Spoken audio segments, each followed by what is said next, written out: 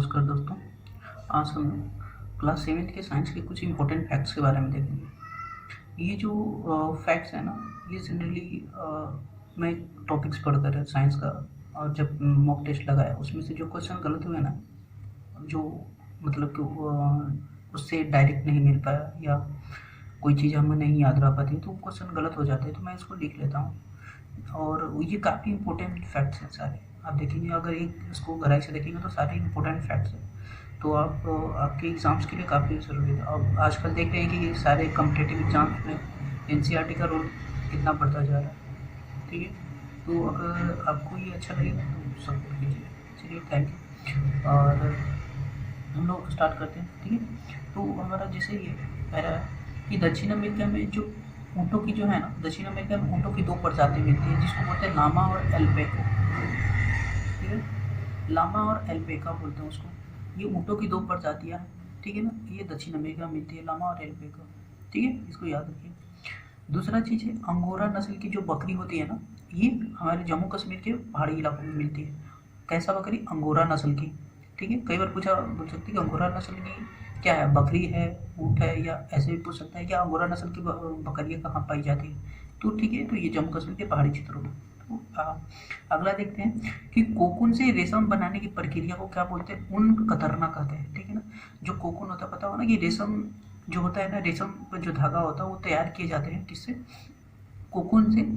एक कीड़े होते हैं, ठीक है ना, उन कीड़ों को फिर से शहतूत के या बहुत सारे पेड़ों पर पाल, मतलब उनको उसकी एक तरह की कृषि की जाती है, फिर उनको निकाल कर गर्म पानी में खौलाकर उसे ये निकाले जाते हैं। ठीक है, उनसे पतले रेशे निकाले जाते हैं, फिर उनको ये प्रक्रिया द्वारा रेशम का धागा बनाया जाता है और उसको बोलते हैं ऊन कतरना। ठीक है, ये। और इम्पोर्टेंट फैक्ट कि जो रेशम की सबसे पहली बार खोज कहाँ हुई थी? तो चीन। मतलब कोकून से रेशम बनाने की प्रक्रिया पहली बार कहाँ स्टार्ट हुई थी? तो चीन में। जैसे हम लोग ना पढ़ते हैं ना कि कपास से सूती वस्त्र बनाने की, कपास की खेती कहाँ होती, कहाँ शुरू हुई थी? तो इंडस वैली में मिलती है, सिंधु सभ्यता वाले के समय में देखी जाती है। तो उसी तरह रेशम की खोज क्या चीन में उसको ये किया जाता है। ठीक है, सबसे अच्छी ऊन देने वाली भेड़ की जो होती है ना, वो न्यूजीलैंड में पाई जाती है। ठीक है ना, सबसे अच्छी ऊन देने वाली भेड़ कहाँ पाई जाती है?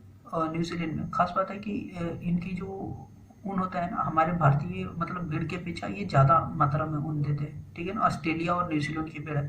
ठीक है ना, और इनकी ऊन की जो गुणवत्ता भी होती है ना, काफ़ी अच्छा होता है। उनके रेशे इनके थोड़े बड़े बड़े हुए होते हैं और औसतन अधिक, हमारे भेड़ की अपेक्षा अधिक उत्पादन करते हैं। ठीक है ना, तो ये अगला है गलीचे का ऊन। ठीक है ना, जो होता है ना, वो नली नस्ल की भेड़ से निकलता है। जो गलीचा जो बनाया जाता है ना, आप देखो ना, गलीचा शायद कारपेट जैसा बिछाने वाला होता है, तो उसको किससे निकाला जाता है? तो नली नस्ल की भेड़ से। ठीक है ना, उसके बालों से बनाया जाता है। ठीक है, ये अगला फैक्ट है सेल्सियस स्केल। सेल्सियस स्केल जो है ना, उनकी खोज किसने की था? तो एंडर सेल्सियस ने, वैज्ञानिक ने उनको आविष्कार किया था सर्वप्रथम, और उन्हीं के नाम पर ये क्या रख दिया गया? सेल्सियस। ठीक है ना, सेल्सियस जो हम लोग मेजर करते हैं ना टेम्परेचर को, वो उन्हीं के नाम पर रखा गया। ठीक है, अगला है लिटमस का अशुद्ध जल में रंग नील सोन होता है। देखिए, जो लिटमस पत्र होता है ना, उनका अशुद्ध जल में कैसा कलर होता है?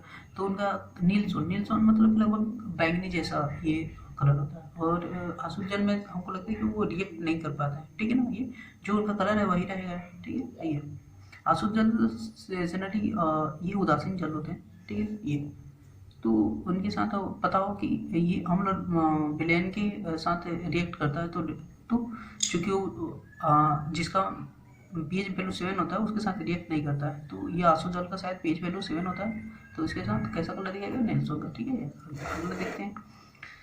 सोना चांदी के आभूषण को सोरे अम्ल द्वारा क्या किया जाता है? साफ किया जाता है, जिसको एक्वारेजिया भी शायद बोलते हैं। ठीक है ना, तो सोरे अम्ल को ही शायद एक्वारेजिया बोलते हैं।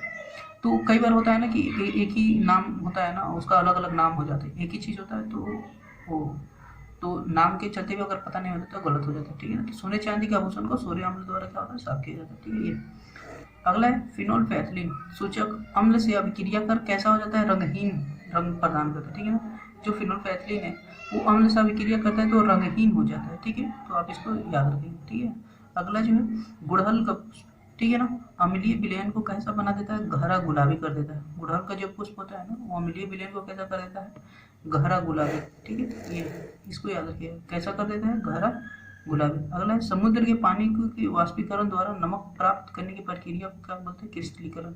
ठीक है ना। देखिए पता होगा कि आपको नमक बना जो बनाया जाता है वो समुद्र किनारे इनसे क्या किया जाता है, समुद्र किनारे मेढ़ बनाए जाते हैं और वहाँ पर उनको वाष्पीकृत किया जाता है, ठीक है ना, एक प्रक्रिया के द्वारा। और उस प्रक्रिया को जो बोलते हैं ना क्रिस्टलीकरण, मतलब आपको देखेंगे जो छोटे छोटे दाने निकलते हैं ना उसी को बोलते हैं क्रिस्टलीकरण। तो ये क्रिस्टलीकरण की प्रक्रिया के द्वारा क्या बनाया जाता है, ये नमक तैयार किया जाता है, ठीक है ना। ये उसको याद रखिए। आयरन सल्फेट का रंग कैसा होता है, हरा होता है, ये याद रखिए। आयरन सल्फेट का रंग कैसा होता है, हरा होता है, ये ठीक है। तो ये कुछ चीज़ें थी जो आपको याद रखनी चाहिए, ठीक है। क्लास 7 की थी इंपॉर्टेंट फैक्ट। तो चलिए अगर कैसा लगा, अगर ऐसा मतलब और भी क्लास को मैं आपको कोशिश करूँगा कि मतलब प्रोवाइड कर दूँ, ठीक है। तो चलिए इसके लिए थैंक यू। और अगर आपको ऐसा अच्छा लग रहा हो तो चैनल को सपोर्ट भी कर सकते हैं, ठीक है। चलिए।